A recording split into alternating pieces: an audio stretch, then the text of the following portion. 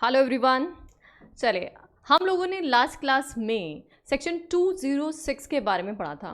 एक बार फटाफट रिकैप कराती हूँ 206 में हमने क्या पढ़ा था।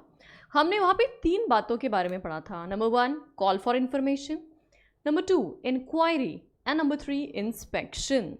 आई गेस आप लोग को याद होगा, मैंने बहुत ही स्पेसिफिक आपको बताया था कि कॉल फॉर इंफॉर्मेशन जो है वो सिर्फ और सिर्फ आरओसी का ही राइट है। याद आ रहा है आप लोग को? देन उसके बाद इंक्वायरी के बारे में मैंने आपको बताया था कि inquiry can be done by ROC himself, या फिर सेंट्रल गवर्नमेंट ऑर्डर दे सकता है जिसमें आरओसी भी इंक्वायरी कर सकता है, या कोई इंस्पेक्टर भी इंक्वायरी कर सकता है। याद आ गया आप लोग को? अच्छा, अब इंक्वायरी कर रहे हैं, इंस्पेक्शन कर रहे हैं, तो ऑर्डर्स तो आ गए हैं, तो उसका कंडक्ट कैसे होगा, किस तरह से इंक्वायरी इंस्पेक्शन किया जाएगा, उसके बारे में इंफॉर्मेशन देता है 207। देखो, वैसे 207 सेक्शन जो हमारा है वो कोई स्पेशल अलग से कोई प्रोविजन नहीं बताता। 206 के कॉन्सोनेंट्स में उसको पढ़ना है हमें कि 206 में पावर दिए थे और वो कैसे करना है, उसके कंडक्ट बता रहे हैं। काफ़ी चीज़ें सिमिलैरिटी आपको मिलेगी, 6 में जो पढ़ा था वैसी वैसी बातें 207 में भी आपको दिखाई देगी। तो एक बार देखते हैं 207 में क्या क्या बातें बोली गई है कि अगर इंक्वायरी इंस्पेक्शन के ऑर्डर्स आ गए हैं तो जिसको ऑर्डर दिया है वो पर्सन कौन है? कंपनी है, कंपनी पे प्रोविजन एप्लीकेबल है।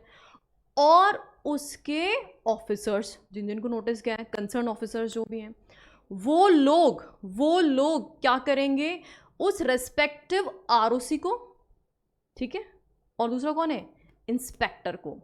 आरओसी को और इंस्पेक्टर को असिस्टेंस प्रोवाइड करेंगे।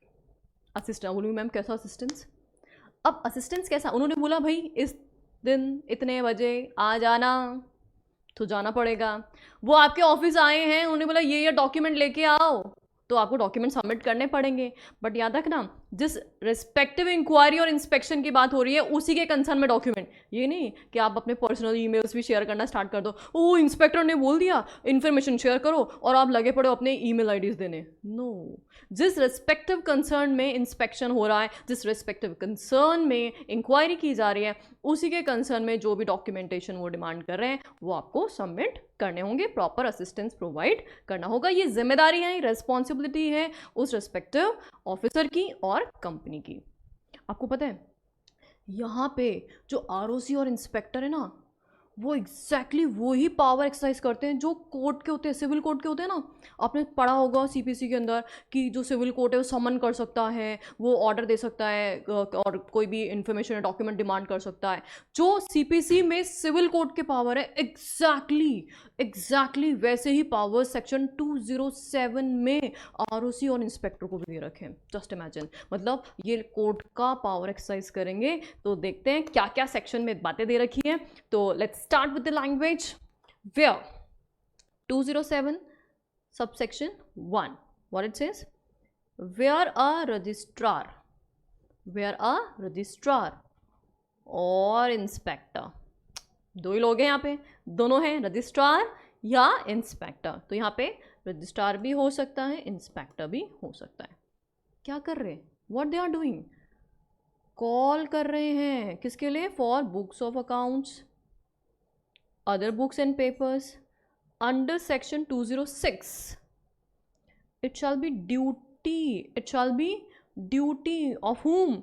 Every director, officer या other employee of the company. अगर उन्होंने ऐसा ऑर्डर किया है कि आप डॉक्यूमेंट्स वगैरह प्रोवाइड करिए क्योंकि अब इंक्वायरी इंस्पेक्शन स्टार्ट हो गया है, तो इन दैट केस वो लोग क्या करेंगे? प्रोड्यूस करेंगे ऑल सच डॉक्यूमेंट्स। तो क्या लाइबिलिटी उनकी? प्रोड्यूस करने की लाइबिलिटी है। Which liability? That is of produce करने की library. They will produce it. क्या प्रोड्यूस करेंगे? जो जो डिमांड किया गया, of course such documents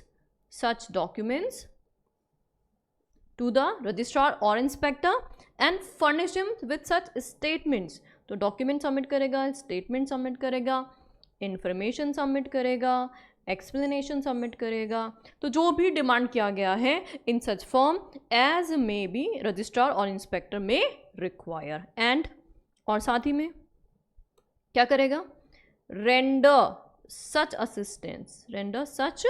assistance, साथ ही में असिस्टेंस भी प्रोवाइड करेगा कि जैसे जैसे उसको देना है वो बोलेगा रजिस्ट्रार कि भैया मुझे ये चाहिए, तुमसे सपोर्ट चाहिए, तो जो जो सपोर्ट डिमांड करेगा रजिस्ट्रार और इंस्पेक्टर वो सारे के सारे सपोर्ट आपको प्रोवाइड करने पड़ेंगे। Got it. सब सेक्शन 1 समझ में आ गया आप लोग को। सेक्शन 207 सब सेक्शन 1, तो क्या बोला है इसने, सिंपल सी बात कि इंस्पेक्टर और आरओसी ने अभी इंस्पेक्शन कंटिन्यू कर दिया या इंक्वायरी कंटिन्यू कर दिया है, तो वहाँ पे इंस्पेक्शन के लिए वो जो भी डॉक्यूमेंट्स, जो भी इंफॉर्मेशन, जो भी स्टेटमेंट, एक्सप्लेनेशन डिमांड कर रहे हैं और असिस्टेंस जो भी डिमांड करे वो आपको प्रोवाइड करना पड़ेगा। ठीक है। नंबर 2, द इंस्पेक्टर या रजिस्ट्रार मेकिंग एन इंस्पेक्शन या इंक्वायरी में during the course of such inspection या inquiry, during the course of such inspection और इंक्वायरी क्या कर सकते हैं वो। नंबर 1, मेक और cause to be made copies of books of accounts and other books and papers. तो वो क्या कर सकते हैं, कॉपीज बना सकते हैं, मतलब फोटोस्टेट रख सकते हैं, बोले कि ठीक है हम फ्यूचर रेफरेंस के लिए कॉपियाँ रख रहे हैं अपने पास। और या फिर क्या कर सकते हैं वो, place or cause to be place any mark of identification. तो वो क्या कर सकते हैं, जैसे बुक्स डॉक्यूमेंट्स मंगाए थे वहाँ पे उनको कोई मार्क बनाना था, से मान लो ऐसा कोई मार्क बना दिया उन्होंने, स्टार लगा दिया, वहाँ पे अपना कोई इनिशियल कर दिया, तो इससे अगर इन फ्यूचर दोबारा से उस कंपनी के कोई डॉक्यूमेंट्स डिमांड किए जाते हैं तो आप उन डॉक्यूमेंट्स में वापस देख लोगे अच्छा पहले भी उन्होंने कुछ लफड़ा किया था, यहाँ पर हमने आइडेंटिफिकेशन मार्क लगा दिया। इट्स जस्ट लाइक दैट, जैसे आप कोई भी नॉवल पढ़ रहे हैं, ठीक है, और आप एक दिन में तो पूरा कंप्लीट नहीं कर सकते, तो आप क्या करोगे, वहाँ पे कोई ना कोई मार्क लगा देते हो कि मैंने यहाँ तक पढ़ लिया। माइट भी हो सकता है कि 1-2 दिन बाद आप पढ़ो या 4 दिन बाद पढ़ो या 5 दिन बाद पढ़ो, तो ध्यान ही नहीं रहेगा ना कहाँ से पढ़ा था, तो ढूंढते थोड़ा फिर एक एक पेज आप, तो उसमें क्या करते हो आप कुछ भी क्लिप लगा लेते हो या कुछ भी, जैसा भी आपका आइडेंटिफिकेशन मार्क होता है। एग्जैक्टली यहाँ पे इंस्पेक्टर और आरओसी क्या कर सकते हैं, आइडेंटिफिकेशन मार्क लगा सकते हैं, जिसमें वो ये बता देंगे कि भाई ये हमने पहले नोटिस की थी बातें और इसमें ये हमें मिस्टेक्स नज़र आई थी और अभी फ्यूचर में वापस से कंपनी ये उल्टे पुल्टे कांड कर रही है, तो ये कंपनी का मतलब है ना तौर तरीके सही नहीं है, तो देखना पड़ेगा इस कंपनी को। तो दैट्स वाई वहाँ पे आइडेंटिफिकेशन मार्क भी लगाए जा सकते हैं। तो क्या क्या कर सकती है, फोटो कॉपी ले सकती है और साथ ही में आइडेंटिफिकेशन मार्क भी लगा सकती है। In token of inspection having been made, तो इससे पता चल जाएगा ना कि हमने इन डॉक्यूमेंट्स को इंस्पेक्ट कर लिया है या इनमें ये हमें कुछ प्रॉब्लम्स नज़र आ रही हैं, तो वो जैसा उनको ठीक लगता है वैसा कर लेंगे। फाइन। तो सबसेक्शन 1 में क्या हुआ, लायबिलिटी बताई, this is for liability to provide information, जो भी इंफॉर्मेशन या डॉक्यूमेंट है जो भी है, तो जिन जिन लोगों से डिमांड किया गया है उन सबको इन्फॉर्मेशन डॉक्यूमेंट स्टेटमेंट देने की लायबिलिटी है। सबसेक्शन 2 में क्या बोला कि वो क्या कर सकते हैं, तो वो क्या कर सकते हैं, कॉपी ले सकते हैं, तो मतलब एक तरह से पावर बोल सकते हैं हम इसको, पावर। यहाँ पे 2 पावर्स प्रेस्क्राइब किए गए हैं। कौन कौन से पावर प्रेस्क्राइब किए गए, नंबर 1 कॉपी लेने के, टू टेक कॉपी, एंड साथ ही में to make identification mark of identification.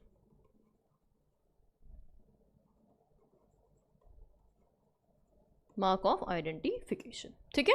चलिए आगे बढ़ते हैं, सबसेक्शन 3 पे हम आगे बढ़ते हैं। Not with standing anything contained, not with standing anything contained, not with standing means over riding effect. What is this not with standing, over riding, ये कई जगह पे आपके आता है,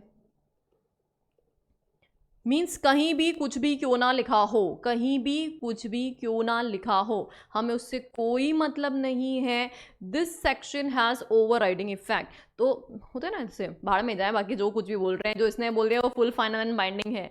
हमारे घर में 4 लोग हैं, कोई कुछ बोल रहा है, कोई कुछ बोल रहा है, चाय चाय पैं चले जा रही है, लेकिन कोई कुछ भी बोलता रहे, एट द एंड दादाजी ने जो बोल दिया वो फाइनल है, फिर सबकी बोलती बंद। एग्जैक्टली ये हमारा क्या है, ओवर राइडिंग सेक्शन है। Notwithstanding anything contain in any other law for the time being in force और in any contract to the contrary, the registrar और इंस्पेक्टर मेकिंग इंस्पेक्शन और inquiry shall have what all the powers as are vested in the civil court। तो civil court में जो जो powers होते हैं under CPC CPC 1908 में civil code को जो जो पावर दिए गए हैं वो सारे के सारे पावर्स किस किस के पास है, ROC एंड इंस्पेक्टर के पास होंगे। कौन कौन से powers, while trying a suit in respect of the following matters namely, तो कौन कौन से पावर्स दिए गए, number 1 discovery and production of books of accounts or the documents at such place and times as may be specified by the registrar or inspector making inspection or inquiry। तो किसके लिए, discovery और production of books of paper. उन्होंने demand किया कि यहाँ पे इतने बजे मेरे ऑफिस में ये बुक्स लेके पहुँच जाना, तो पहुँच जाना, ठीक है। तो आपको यहाँ पे पहुँचना ही पड़ेगा, जैसे कोर्ट का ऑर्डर होता है वैसे ये ऑर्डर आपको मानना पड़ेगा। या फिर number 2 summoning and enforcing the attendance of persons and examining them on oath। समन समझते हैं ना, नोटिस देना, तो यहाँ पे इनको नोटिस देने के पावर होते हैं और साथ ही में किसी पर्सन को एग्जामिन ऑन ओथ करने के भी पावर होते हैं, मतलब शपथ है ना, आई शपथ, है ना, कि मैं जो बोल रहा हूँ सच बोल रहा हूँ, सच के सिवा कुछ नहीं बोल रहा हूँ, है ना। तो एग्जैक्टली ऐसे ही ओथ कर सकते हैं, यहाँ पे एग्जामिनेशन ऑन ओथ किया जा सकता है। And inspection of books registers other documents of the company at any place. तो इंस्पेक्शन के भी राइट है इनको, तो कंपनी के प्लेस पे जाकर के भी इंस्पेक्ट कर सकते हैं। तो जो एक सिविल कोड के पावर्स CPC में दे रखे हैं कोर्ट के, एग्जैक्टली वो पावर्स यहाँ पे ROC एंड इंस्पेक्टर को भी दिया गया है। करेक्ट, कौन कौन से पावर हुए, नंबर 1 फटाफट फटाफट बताओ जल्दी जल्दी। नंबर 1 कौन सा पावर हो उनको, समन करने का पावर है ना, समन करने का, एग्जामिनेशन ऑन ओथ का, discovery and production of documents का, एंड साथ ही में किसका, number 3 that is of inspection का। 3 टाइप के यहाँ पे पावर्स उनको दिए गए हैं, ठीक है। तो ये कौन से हैं पावर्स ऑफ, ये पॉइंट हो गया हमारा powers of civil code for trial.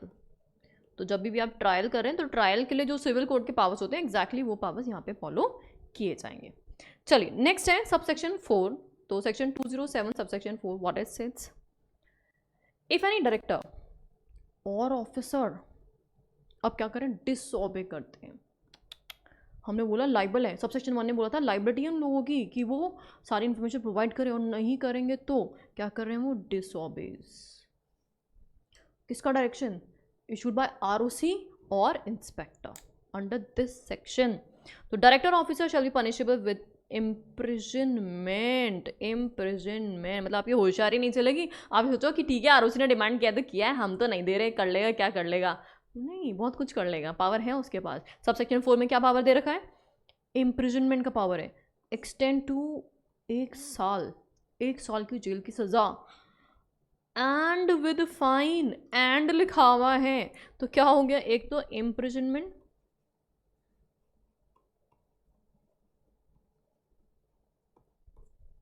One year, up to 1 year, and fine, मतलब फाइन भी लगेगा, फाइन भी लगेगा, which shall not be less than 25,000 but which may extend to 1 lakh. तो कितना हो गया, 25,000 से 1 लाख रुपीज़ तक का फाइन भी लगेगा। तो जैसा भी केस है अकॉर्डिंगली फाइन इम्पोज किया जा सकता है। तो यहाँ पे 2 पनिशमेंट है, इम्प्रिजनमेंट भी और साथ में फाइन भी है। Then if a director or officer of the company has been convicted to an offense under this section, the director officer shall, and from the date on which he is so convicted, post vacate करनी पड़ेगी, तो be deemed to have vacated his office as such, and on such vacation of office shall be disqualified from holding an office in the company। तो उसको क्या करना पड़ेगा, post vacate करना पड़ेगा, डिस्क्वालिफिकेशन ऑफ डायरेक्टर्स में फॉल कर जाएगा। तो जो भी officers and directors of the company हैं, जो इस सेक्शन 207 में डिफॉल्टर फाइंड हुए हैं, उन सबको पोस्ट वेकेट करना पड़ेगा। तो ये सेक्शन किसका हुआ, हमारा पीनल प्रोविजंस हो गया, कि आपके जो ऑब्लिगेशंस हैं, अगर आप वो ऑब्लिगेशन फुलफिल नहीं करेंगे तो क्या क्या ऑब्लिगेशंस आप पे अराइज होंगे, ठीक है। ये चारों सबसेक्शन समझ में आ गए। 207 सबसेक्शन 1 इन रिगार्ड ऑफ कि आपकी क्या लाइबिलिटी है, अगर उन्होंने डिमांड किया तो आप क्या करोगे। सबसेक्शन 2 में पावर्स उनके हैं कि वो क्या कर सकते हैं, इंस्पेक्टर रजिस्ट्रार क्या कर सकते हैं, ROC की कॉपी ले सकते हैं और उस पर आइडेंटिफिकेशन मार्क लगा सकते हैं। देन ट्रायल के लिए उनके पावर्स कौन से होंगे, सिविल कोर्ट वाले ही होंगे, और अगर आप उनके काम में टांग अड़ाओगे और उन्होंने जैसा आपको बोला है वैसा ओबे नहीं करोगे तो इन दैट केस क्या किया जा सकता है, आपको पनिश किया जा सकता है। ठीक है, यहाँ तक क्लियर है? चलो आगे बढ़ते हैं। अब फाइनली सेक्शन 206 समझना, सेक्शन 206 एंड सेक्शन 207 के चलते, 206 ने पावर दिया था, 7 ने कंडक्ट बताया था कैसे करना है, के चलते क्या किया गया? इंस्पेक्शन एंड इंक्वायरी किया गया।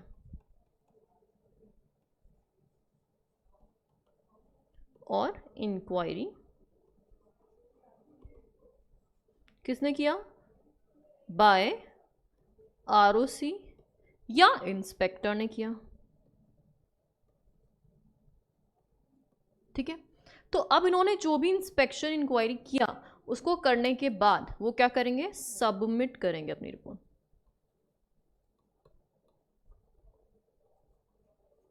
फाइनली अपनी रिपोर्ट किसको सबमिट करेंगे? सेंट्रल गवर्नमेंट को, टू सेंट्रल गवर्नमेंट। और रिपोर्ट ऑफ कोर्स ही बात है राइटिंग में ही जाएगी, ओरल नहीं जाती है।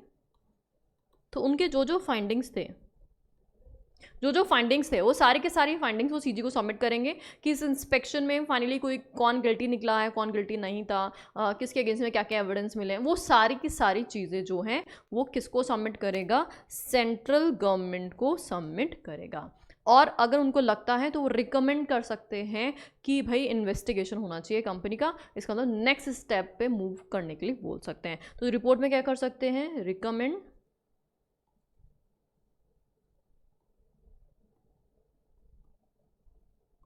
For investigation.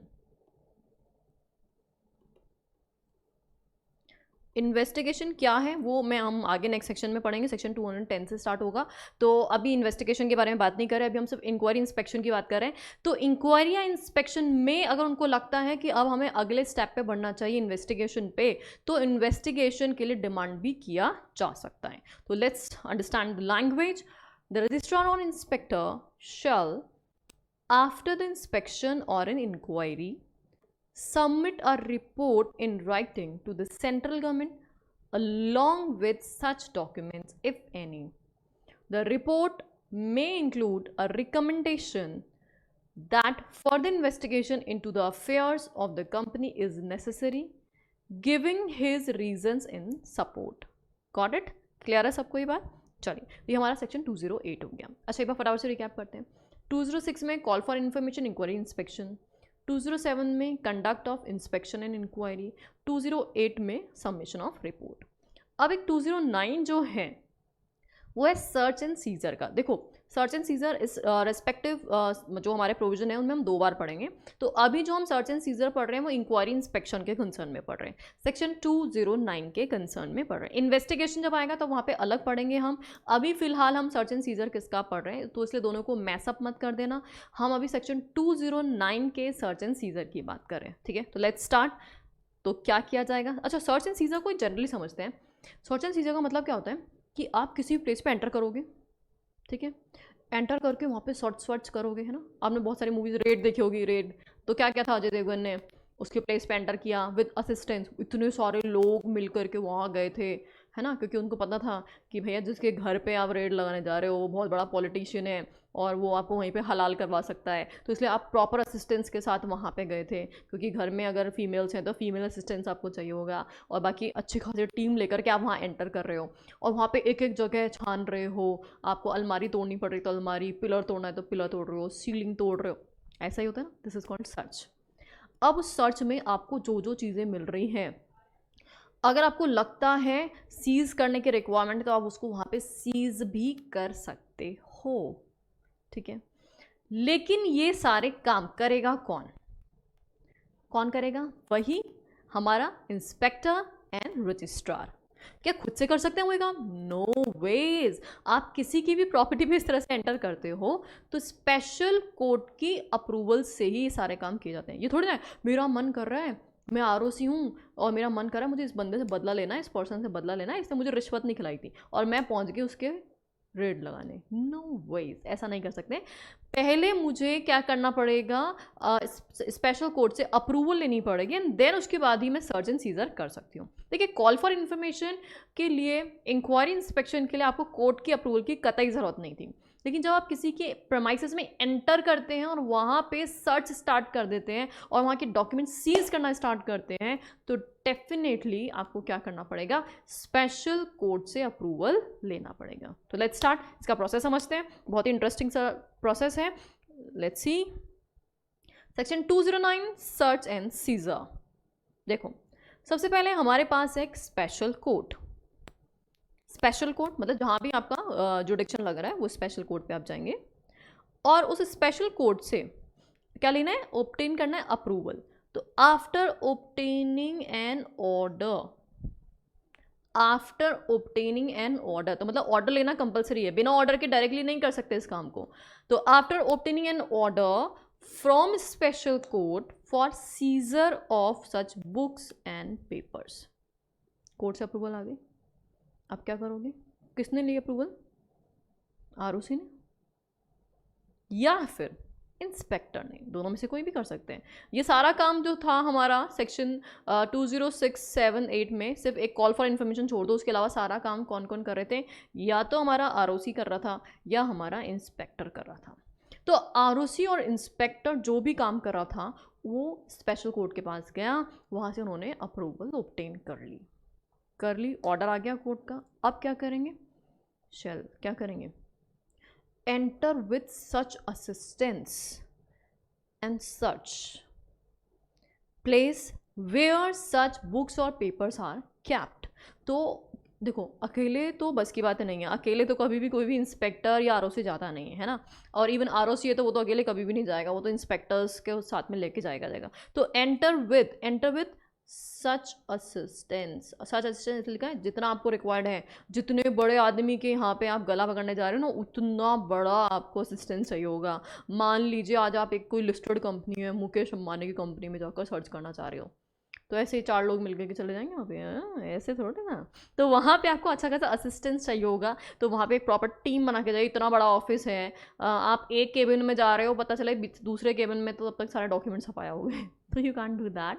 तो इसीलिए आप देख लीजिए वहाँ पे कितनी बड़ी जगह है, कितना वहाँ पे स्टाफ अवेलेबल होगा, उसके हिसाब से आप अपनी टीम बना करके जाइएगा। ओके, तो enter with such assistant and search, कौन सा प्लेस सर्च करना है, जहाँ पे आपको ऐसा लगता है कि यहाँ पे इस प्लेस पे हमें डॉक्यूमेंट्स मिल सकते हैं। तो क्या किया, कोर्ट से अप्रूवल लेके आए और ऑर्डर लेके आए। कौन लेके आए, आरओसी या इंस्पेक्टर, और उसके बाद वो क्या कर रहे हैं, असिस्टेंस लेकर के, जितने लोग उनको चाहिए उनके असिस्टेंस लेकर के प्लेस पे एंटर कर रहे हैं। ओके, यहाँ तक की कहानी क्लियर।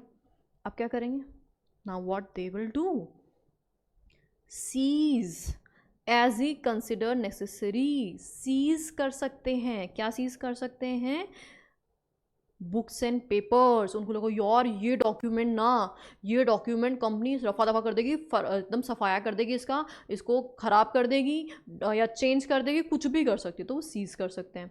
या फिर स्पेशल कोर्ट को ऐसा लगता है, स्पेशल कोर्ट में order such seizure whereupon information in his possession या otherwise has reasonable ground to believe that books and papers are likely to be destroyed, mutilated, altered, falsified या secreted।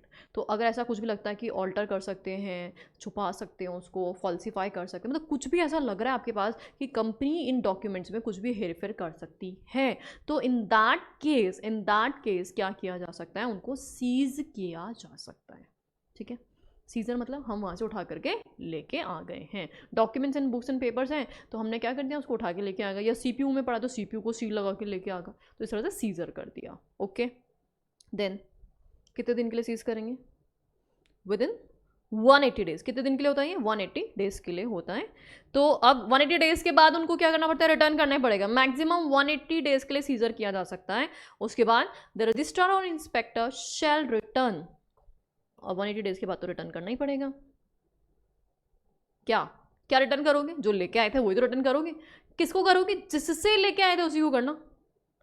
अगर आप MD के पोजीशन से लेके आए तो एमडी को रिटर्न करना, अकाउंट्स डिपार्टमेंट से लाए थे तो अकाउंट्स डिपार्टमेंट को रिटर्न करना, तो जिससे लाए थे उसी को रिटर्न करना। तो क्या, shall return the books and papers to the company from whose custody और पावर सच बुक्स और पेपर्स वर सील्स। तो जिसकी कस्टडी से, कंपनी सेक्रेटरी की कस्टडी से लाए थे तो कंपनी सेक्रेटरी को रिटर्न किया जाएगा। तो जिसकी कस्टडी, जिससे लिया था उसी को वापस रिटर्न करो, ताकि कल को ये नहीं बोले कि यार रजिस्ट्रार ने तो रिटर्न ही नहीं किया, है ना, और रजिस्ट्रार बोले मैंने तो उसको रिटर्न कर दिया। अरे तो किसको रिटर्न कर दिया, मुझसे लिया था तो मुझे को रिटर्न करना चाहिए था ना। तो इसीलिए यहाँ पे क्लियर इंडिकेशन है कि जिससे लिया था उसी को रिटर्न करेंगे। 180 डेज में रिटर्न करना है। पर आपको दोबारा से लगता है कि मुझे दोबारा से इसका इंस्पेक्शन करना है, दोबारा से मुझे कुछ और चीज़ें देखनी है, तो आप फर्दर 180 डेज के लिए उसको और मंगा सकते हैं। तो दोबारा से डिमांड किया जा सकता है। तो दीज बुक्स एंड पेपर्स में be called for by the registrar or inspector for a further period of 180 days by an order in writing if they are needed again। तो इसका मतलब कितने दिन हो सकते हैं, मैक्सिमम 180 प्लस 180 डेज के लिए हो सकता है। ये सीजर कितने पीरियड के लिए हो सकता है, 180 डेज प्लस 180 डेज। 180 डेज तो फर्स्ट टाइम है, और दोबारा से अगर रिक्वायर्ड है तो दोबारा से फर्दर 180 डेज के लिए उसको अपने पास रखा जा सकता है। एंड देन उसके बाद तो रिटर्न करेंगे। Then registrar or inspector may, before returning such books and papers, take copies of, extracts from them or place identification marks on them or any part thereof or deal with the same in such other manner as he consider necessary। तो ये वही same copies extracts लेने की बात हमने already पढ़ी थी 207 में भी। तो वहाँ पे तो डॉक्यूमेंट हमने खुद ने मंगाए थे, यहाँ पे हमने ले लिए। देखो दो अलग अलग बातें हैं। 2067 में जो डॉक्यूमेंट्स का इंस्पेक्शन आपने किया था वो उनसे मंगा के किया था कि भैया तुम ये डॉक्यूमेंट्स हमें दो। यहाँ पे हमने मंगाया नहीं है, हमें पता है उनसे मंगाएंगे तो गायब भी कर देंगे, तो हमने खुद उनके प्लेस पे जा करके उनको सीज कर लिया। डिफरेंस समझ में आ गया दोनों में। तो 2067 जो था उसमें हमने उनको बोला, राइटिंग में ऑर्डर दिया कि ये डॉक्यूमेंट्स हमें सबमिट करो, तब वो सबमिट कर रहे थे, फिर इंस्पेक्शन हो रहा था। यहाँ पे 209 में हम खुद ही उनके प्लेस पे जा रहे हैं, एंटर कर रहे हैं, और वहाँ से जो जो डॉक्यूमेंट चाहिए वो उठा के खुद ही लेके आ रहे हैं। This is called search and scissor. Got it. तो दोनों में ही आइडेंटिफिकेशन मार्क का कॉपी लेने के पावर्स दिए गए। This is what section 209। तो let's see the language of this respective section. Language पढ़ लेते हैं। वैसे ये पूरा हमने जो फ्लो चार्ट है उसमें कंप्लीट कवर कर लिया है इंटायरली, बट स्टिल एक बार लैंग्वेज देखते हैं क्या गिवन है। The registrar or inspector है ना, may after obtaining an order from special court, तो पहले स्पेशल कोर्ट से अप्रूवल तो आएगी। For the seizure of such books and papers क्या करेंगे, enter with such assistance as may be required, search the place or places where such books or papers are kept, and seize, enter कर लिया, अब seize करो, seize such books and papers as he considers necessary after allowing the company to take copies of or extracts from such books or papers at its cost। Company अगर photocopy लेना चाहती है जिन documents को, जिन papers को आप उठा के लेके आ रहे हो, तो कंपनी को आप फोटोकॉपी करना अलाउ करोगे, और लेकिन फोटो स्टेट की जो भी कॉस्ट होगी वो कंपनी बियर करेगी, वो आरओसी या इंस्पेक्टर नहीं बियर करता है। ठीक है। The special court may order such seizure where upon information in his possession और otherwise has reasonable ground to believe that the books and papers of the company or relating to the KMP or any director or auditor or company secretary in practice, if any, if the company has not appointed a company secretary, are likely to be destroyed, mutilated, altered, falsified or secreted।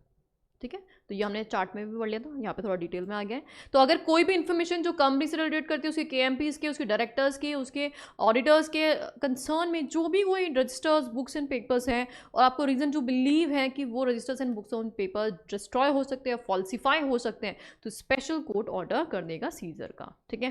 Then the registrar और inspector shall return the books and paper within how many days, 180 days after such seizure to the company from whose custody or power such books or papers were seized. These books and papers may be called for by the registrar or inspector for further period of 180 days by an order in writing if they are needed again. Registrar or inspector may, before returning such books and papers, take copies of या extracts from them or place identification marks on them or any part thereof or deal with the same in such manner as he considers necessary। पूरा exactly हमने ditto हमने पढ़ लिया। And the provision of CRPC relating to search और seizure shall apply mutatis mutandis. Mutatis mutandis का मतलब क्या होता है? Same to same. तो CRPC के सारे प्रोविजन इसमें एज इट इज एप्लीकेबल होंगे। चलिए अब मैं इस पूरे सेक्शन को समरी कर देती हूँ फटाफट से।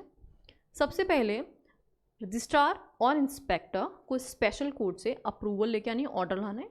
ऑर्डर आ जाता है तो उसके बाद वो उस प्लेस पर एंटर कर सकते हैं विद सच असिस्टेंस जितना उनको चाहिए, रिक्वायर्ड है, और वहाँ पे जाकर के सर्च करेंगे।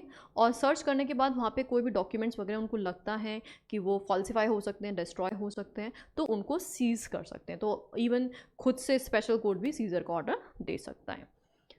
देन उसके बाद जो आपने सीज़र किए हैं बुक्स एंड पेपर्स, उनको आपको 180 डेज़ में और प्लस 180 डेज़ फर्दर अगर रिक्वायर्ड है में रिटर्न करना पड़ेगा। उनको रिटर्न करना पड़ेगा जिनसे आपने सीज़ किया था। और रिटर्न करते वक्त आप क्या कर सकते हो, यहाँ पे आइडेंटिफिकेशन मार्क लगा सकते हो, कॉपीज़ ले सकते हो, एक्सट्रैक्ट जो भी लेना है वो ले सकते हो। और ये पूरा सर्च एंड सीजर में CRPC के जो प्रोविजंस है वो डिट्टो सेम टू सेम यहाँ पे भी एप्लीकेबल होंगे। Got it? तो this is what all about हमारा इंक्वायरी इंस्पेक्शन के ये सारे सेक्शंस कंप्लीट हो गए। 206, 207, 208 एंड 209 ये 4 सेक्शंस हमने यहाँ पे कंप्लीट किए हैं। नेक्स्ट क्लास में हम लोग इन्वेस्टिगेशन स्टार्ट करेंगे कि इन्वेस्टिगेशन क्या होता है, कितने कितने टाइप्स की इन्वेस्टिगेशन होती है। That's all for today. Thank you so much.